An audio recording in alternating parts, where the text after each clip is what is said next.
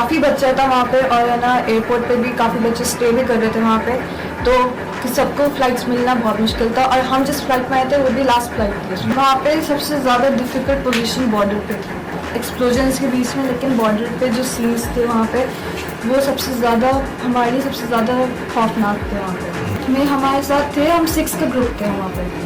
अगर एयरपोर्ट जाते तो हम पहले आ जाते यहाँ पे, बट है ना वहाँ पे शेल्टर्स में हम लोग 4 डेज में भी रहे थे वहाँ पे। रोमानिया आके फिर भी हम लोग थोड़ा मेंटली स्टेबल हो गए थे, वरना हम लोग नहीं। थोड़ा वहाँ पे जितने भी बच्चे हैं उनको जल्दी से निकाला जाए, क्योंकि अभी भी काफ़ी बच्चे हैं जो मिसिंग है वहाँ पे, जो बॉर्डर से नहीं मिल रहे हैं काफ़ी, क्योंकि अभी भी काफ़ी बच्चे हैं जो बंकर्स में भी हैं, उनके पास अब खाना बिल्कुल नहीं है, पीने का बिल्कुल नहीं है वहाँ पे। जिस दिन अटैक्स हुए उस दिन सारा एयर स्पेस बंद कर दिया था, तो जिनकी फ्लाइट्स थी उस दिन वो भी कैंसिल हो गई थी। बच्चे वहाँ चीख रहे हैं, बिलख रहे हैं, जो फेस करके आ रहे हैं तो बाद में वो चीखने लगते हैं, रोने लगते हैं, यहाँ पर माँ बाप रोने लगते हैं। सिचुएशन तो काफ़ी दिनों से वहाँ पर ख़राब बनी हुई थी कि हमें पहले से प्रिकॉशंस ले लेना चाहिए था। तुम आज 2 महीने का लेकर रखो तो कम से कम 15 दिन दूसरों के साथ मिलकर सर्वाइव तो कर सकती हो। अब इनको लेने का मतलब नहीं खाली यही खा ले, कम से कम ये कि दूसरे बच्चे भी कम से कम शेयर कर ले। तो हमें ये करना था कि इस चीज़ को हमें गवर्नमेंट से बात करनी थी अपने एम्बेसडर के जरिए। हम अपने बच्चों को रिस्क नहीं देना चाहते। देश का भविष्य को बचाने के लिए हम नहीं कह रहे फ्री करो, ठीक है, लेकिन इतना तो कर सकते हैं, किसी को लगाम तो लगा सकते हैं ना। चाहे वो किसी का भी बच्चा है, बच्चा बचना चाहिए। बच्चा बन जाएगा, पढ़ाई तो हो जाएगी, कोई मसला नहीं, उसका अल्टरनेट देख लेंगे बाद में।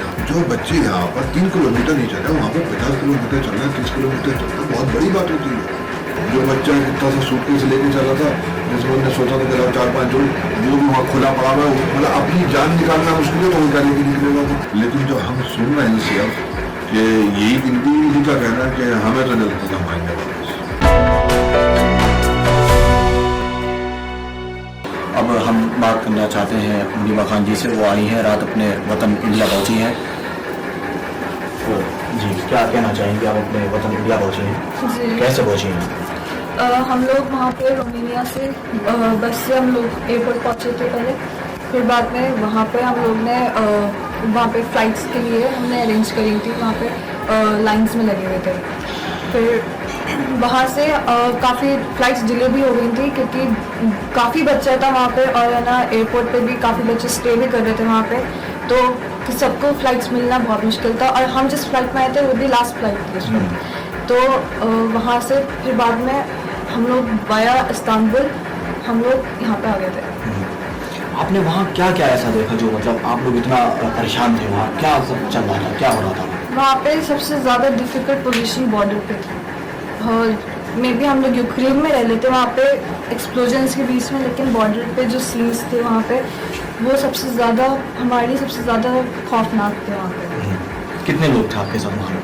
वहाँ बहुत बच्चा था, बहुत क्राउड था वहाँ पे। नहीं, आपके साथ कितने थे? में हमारे साथ थे, हम 6 का ग्रुप थे वहाँ पे, और हम लोग को एक साथ रहना भी बहुत मुश्किल था। हम लोग हाथ पकड़ के साथ में थे, काफ़ी बार हम लोग अलग भी हो गए थे, कुछ पहले पहुँच गए बॉर्डर से, कुछ पहले यहाँ पे नहीं निकल पा रहे थे, बट सब कॉपरेट कर रहे थे वहाँ पे।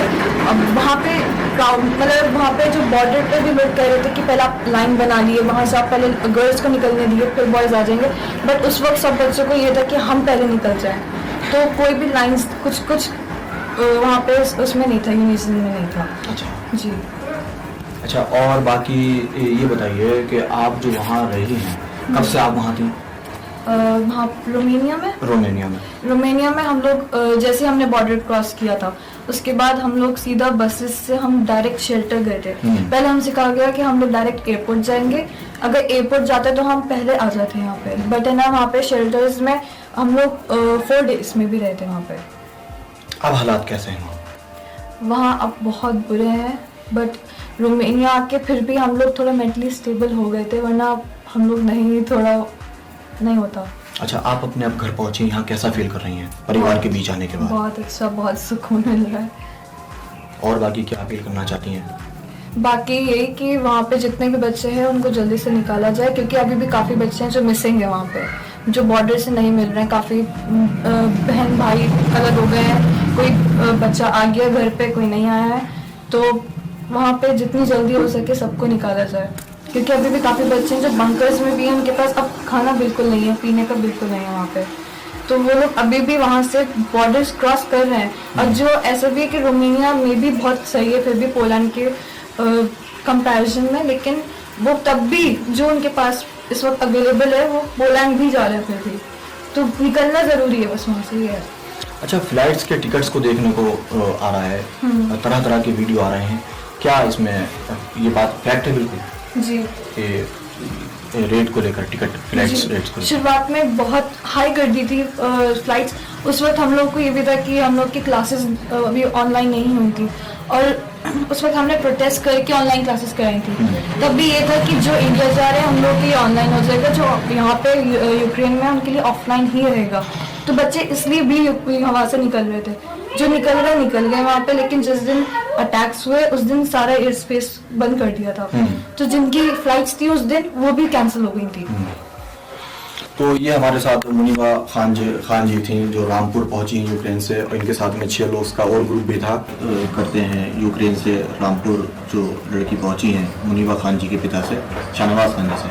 तो मैं बस यही कहना चाहता हूँ कि बच्चे तो सेफ एंड साउंड आ रहे हैं, जो भी गवर्नमेंट अपनी बेस्ट टू बेस्ट एफर्ट्स कर रही है, उसमें कोई दो राय नहीं है। लेकिन हमें कुछ चीज़ें वहाँ पर जो है और आगे करनी पड़ेंगी, जिससे बच्चों के ट्रांसपोर्टेशन, बच्चों को वहाँ पर हैंडल करने का तरीका कोई ना कोई ऐसा वहाँ पर एम्बेसीज के ज़रिए या हमारे हाई कमीशन के ज़रिए ऐसा कोई ना कोई वहाँ पर होना चाहिए जो हमारे बच्चों को सही से हैंडल कर सके। क्योंकि वही सब बच्चे छोटी उम्र के हैं, इनकी उम्र बहुत सब 18 से लेकर 25 साल तक की उम्र है इनकी, ये इतने मैच्योर लोग नहीं हैं ये। इनको वहाँ पर हमारे यहाँ से गवर्नमेंट तरफ से कुछ लोग ऐसे जाएं जो मैच्योर हों, जो इनको वहाँ पर हैंडल, क्योंकि ये घबराए हुए हेल्पलेस, वहाँ से हॉस्टल से भागे हैं, खाने का नहीं है इनके पास, पीने का नहीं है, फिर कहीं से बसों से आ रहे हैं अपने किराए करके या किसी के जरिए कोई इनको हेल्प कर रहा है, और ये वहाँ पर आने के बाद फिर उससे फिर ये हो रहा है कि इनको वहाँ पर परेशानी का सामना कर रहे हैं। तो ये ऐसे हो गए जैसे ये बच्चे तो ये सोच रहे हैं कि हम शायद जा ही नहीं पाएंगे, इस तरह की सिचुएशन वहाँ पर बनी हुई है। तो उस सूरत में हमारी गवर्नमेंट को क्या करना चाहिए कि कुछ ऐसे वहाँ पर ट्रेन मैच्योर स्टाफ भेजने चाहिए जो इनको, क्योंकि हमारी लैंग्वेज उनकी लैंग्वेज में भी फ़र्क है, चाहे वो किसी भी बॉर्डर पे हों। तो ये जो बच्चे हैं जो हम आज इनसे बात कर सकते हैं वो दूसरे लैंग्वेज में बात नहीं कर सकते। तो वहाँ पर होंगे अपनी उनको बता दें कि भाई जल्दी से आप चले जाइए, ग्रुप बना लीजिए, उनका एक सुपरविजन में किसी के होना चाहिए, टेंट होना चाहिए फोल्डिंग, वो मिल जाए बच्चों को, जो बाद में मैंने लिख के भेजी और न्यूज़ चैनल्स पे ये सब चीज़ें वॉइस लिख के भेजी। मैं यहाँ पर किसी को कंडेम नहीं करना चाहता हूँ, किसी को उंगली उठाने का मेरा मकसद नहीं है। मेरा मकसद ये कि हम किसी भी तरह से कोई भी पॉइंट ऑफ व्यू अपने शेयर करके इन चीज़ों को क्लियर करें, बस कम से कम कि ये आसानी हो जाए बच्चों के लिए।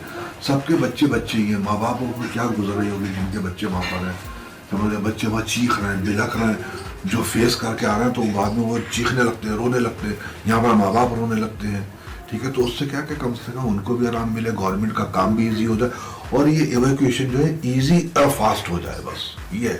अच्छा, वहाँ आपकी बेटी थी, वहाँ से आपका कैसा कॉन्टैक्ट रहता था इनके साथ? कॉन्टैक्ट में कोई प्रॉब्लम नहीं थी, सारी चीज़ें बातें होती थी, हमारी वीडियो कॉल पे भी बात होती थी, किसी तरह की कोई प्रॉब्लम। लोग भी अच्छे हैं, ऐसी बात नहीं है कि लोग ख़राब हैं, मतलब हर तरह का साथ देते थे और सब चीज़ स्मूथ थी, ईजी थी, कोई मसला नहीं था किसी तरह का। अच्छा, क्या कुछ बताती थी वहाँ से, कैसा उनको पर क्या हो रहा है वहाँ, मतलब उनके साथ में ऐसा कुछ पढ़ाई को लेकर, ये सिचुएशन तो काफ़ी दिनों से वहाँ पर ख़राब बनी हुई थी। ये एक सब्जेक्ट है कि हमें पहले से प्रिकॉशंस ले लेना चाहिए था। फिर प्रिकॉशंस ये करना था हमें, जो हम इनसे बातें कर रहे थे, जो टेंशन थी, कहने को वही देखो कोई भी कंट्री होती है वो अपनी जगह डिस्टर्ब नहीं करना चाहती है, तो उनको तो यही कहते थे कि बस सब नॉर्मल है, और इनको ये भी कहती थी नॉर्मल है। मैंने बेटा जो सुन रहे हो वो नॉर्मल नहीं लग रहा है हमें, इसलिए मैंने कम से कम इनको 15 दिन पहले ये कह दिया था कि तुम 4-5 चीज़ें कम से कम 2 महीने की लेके रख लो, ताकि तुम आज 2 महीने का लेकर रखो तो कम से कम 15 दिन दूसरों के साथ मिलकर सर्वाइव तो कर सकती हो। अब इनको लेने का मतलब नहीं खाली यही खा ले, कम से कम ये कि दूसरे बच्चे भी कम से कम शेयर कर ले। तो मैंने उनसे इसलिए बोला था कि सारी कुछ चीज़ें स्टॉक कर लो तुम 2 महीने की कम से कम, और भी काम आ जाएगी। लेकिन सिचुएशन जिस तरह की बनी हुई थी उसमें हमें ये करना था कि हमें कम से कम इस हैपन से पहले, कम से कम 15 दिन पहले कम से कम हमें ये करना था कि इस चीज़ को हमें गवर्नमेंट से बात करनी थी अपने एम्बेसडर के जरिए, और ये कहना था कि भाई ऐसा है, आप इसको आप ऑनलाइन करिए, हम अपने बच्चों को रिस्क नहीं देना चाहते। और जो एयरलाइन है, एयरलाइनों को पता था उन्होंने किराया अपने बढ़ाना शुरू कर दिया। ठीक है, तो हमारी गवर्नमेंट को ये भी करना था कि यहाँ पर जितनी एयरलाइनें थी इन सबको ये कहना था कि भाई आप कोई भी टिकट नहीं बढ़ाए यहाँ से। और उस वक्त तक उनके सारे जितने भी स्पेस थे, एयर स्पेस थे, सब सही थे। अब डैमेज हो गए हो तो उसमें हमें करना है सब एयर स्पेस पे हमें, चाहे वो खारकीव हो, चाहे वो कोर्टोवा हो, चाहे वो यूवानो हो, डोमेस्टिक एयरपोर्ट, तो सब जगह पे 5-5 फ्लाइट भेज देनी चाहिए थी। और यहाँ पर एयरलाइन को कह रहे थे कि कोई भी आदमी 20,000 से ज़्यादा चार्ज नहीं करेगा। अगर कायदे में आप देखें नॉर्मली तौर पे तो 37, 38, 39 हज़ार का रिटर्न टिकट बैठता है वाया इस्तांबुल और वाया पोलैंड, अगर आप जाना चाहें तो। ठीक है, डायरेक्ट है, कुछ फ्लाइट हैं, ठीक है, लेकिन हम अपने बच्चों को, अपने देश का भविष्य को बचाने के लिए हम नहीं कह रहे फ्री करो, ठीक है, लेकिन इतना तो कर सकते हैं, किसी को लगाम तो लगा सकते हैं ना कि भाई आप ज़्यादा चार्ज नहीं करेंगे इस वक्त, आप 20,000 चल रहे हैं, बच्चों को भी बनाना और आपका नुकसान भी नहीं, आप पैसे भी कमा रहे हैं और आप टाइम से अपने काम भी कर लिए, यहाँ से बैठ के ऑनलाइन हो जाती है। अच्छा, वहाँ अभी भी देखने में आ रहा है लगातार वीडियो वायरल हो रहा है, जो स्टूडेंट्स हैं वहाँ बहुत अभी भी परेशानी कर रहे हैं। वहाँ के स्टूडेंट्स से आप क्या अपील करना चाहेंगे, वहाँ की गवर्नमेंट से करना चाहेंगे, क्या क्या अपील करना चाहेंगे? देखिए, अपील की बात तो यह है, हम यहाँ पर बैठ के वहाँ की सिचुएशन का अंदाजा नहीं कर सकते। और आप बताइए कि मुझे ग्राउंड जीरो ग्राउंड पे वहाँ पर कौन है, आप बताइए, आप, मैं हूँ, कोई गवर्नमेंट का एक्सपेक्टेड है कोई वहाँ पर, एम्बेसडर खड़ा है कोई वहाँ पर, आप सर्वे में बोलो, आप खाकी कुछ चौराहे पे जाके खड़े हो जाएंगे, आप हो जाएंगे खड़े। आप तो यहाँ की गवर्नमेंट ने कुछ लोगों को हायर किया, एडमिनिस्ट्रेशन से कोई बात की इस मुताबिक?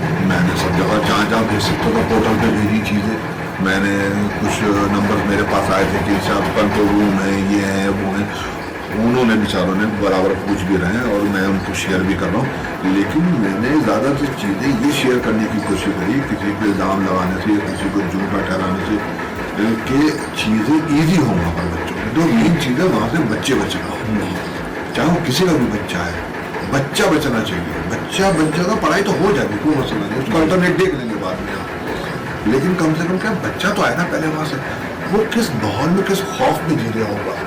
जो बच्चे यहाँ पर 3 किलोमीटर नहीं चल रहे, वहाँ पर 50 किलोमीटर चल रहे हैं, 30 किलोमीटर चल रहे हैं, बहुत बड़ी बात होती है। इनको अभी 3 किलोमीटर नहीं चलवाया होगा, 5 किलोमीटर, समझे।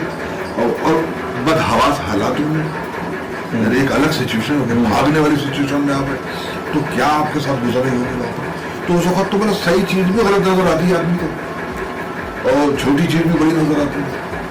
खाने को नहीं, गेट पे खड़े हैं, क्या माच इसकी तरह जैसे यूँ लगा दी, ऐसे गिरा दिया, फिर उधर से धक्का लगा तो इधर को खड़ा कर दिया है। जो बच्चा कितना सा सूटकेस लेके चला था, जिसमें उन्होंने सोचा था कि 4-5 जो भी वहाँ खुला पड़ा हुआ है, मतलब अपनी जान निकालना मुश्किल है, तो वो क्या लेके निकलेगा तो अच्छा वो लेके निकल जाओ। तो रोमानियंस और रियली हेड्स ऑफ उनको, तो उन्होंने बच्चों के साथ शुरू करा, जैकेटें और सॉक्स और जो भी होते ब्लैंकेट, ईच एंड एवरीथिंग उन्होंने ला के स्टॉक करके रख दी बच्चों के लिए, जो चाहिए आपको। अपने घर वापस पहुँचे, कैसा महसूस कर रहे हैं? जाहिर सी बात है, बहुत बड़ी बात है जो अब हम इनसे सुन रहे हैं, तो हमें अंदाजा था इस बात को, लेकिन जो हम सुन रहे हैं इनसे अब कि यही इनका कहना है कि हमें तो नहीं लगता हम आएंगे वापस। यानी अब ये सोच लिए कि इनके लिए इतनी आसानी होने के बाद ये कह रही है, तो वो क्या सोच रहा हूँ जो वहाँ पर है, समझ गए। तो ये आगे मैं रिलैक्स हूँ, लेकिन मैं उन बच्चों के लिए आप भी परेशान हूँ जो बच्चे वहाँ पर हैं। मुझे उनका दर्द आज भी, इस वक्त भी मुझे बच्चे किस तरह से गुजारा करेंगे। तो ये थे मुनीबा खान जी के पिता शाहनवाज खान जी से हमारी बात हो रही थी। कैमरामैन सैयद नदीम के साथ Shahbaz, news time nation Nagpur. Subscribe करें आपका अपना चैनल न्यूज़ टाइम नेशन और हर खबर सबसे पहले पाने के लिए बेल आइकॉन जरूर दबाएं। और हाँ, खबरें पसंद आ जाएं तो लाइक और शेयर करना ना भूलें।